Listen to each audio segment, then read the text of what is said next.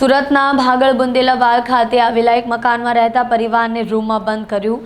Fire બ્રિગેડની ટીમે ત્રીજા માળની બાલ્કનીમાંથી દોરડા વડે રેસ્ક્યુ કરીને બહાર કાઢ્યા।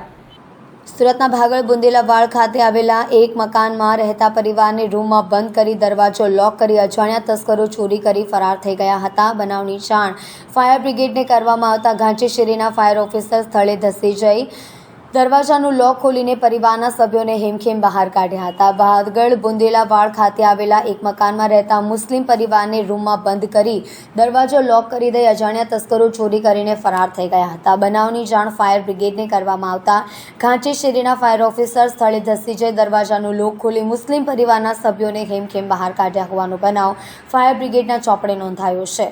ફાયર ઓફિસર મહેશ પટેલ દ્વારા જણાવવામાં આવ્યું હતું કે જે કોલ મળ્યો હતો તેમાં વ્યક્તિ ઘરમાં ફસાયા હોવાની વાત સામે આવી હતી, જેને આધારે અમારી ટીમ દ્વારા રેસ્ક્યુ કરવામાં આવ્યું હતું। હેમખેમ રીતે બહાર કાઢવામાં આવેલા મુસ્લિમ પરિવારના સભ્યોના નામ આ પ્રમાણે છે। 33 વર્ષના નઝીમ શેખ, 36 વર્ષીય અઝીમ શેખ, 20 વર્ષીય અફરોઝ શેખ, 52 વર્ષના આબિદા બાનુ અને 56 વર્ષના નસરુદ્દીન શેખનો સમાવેશ થાય છે।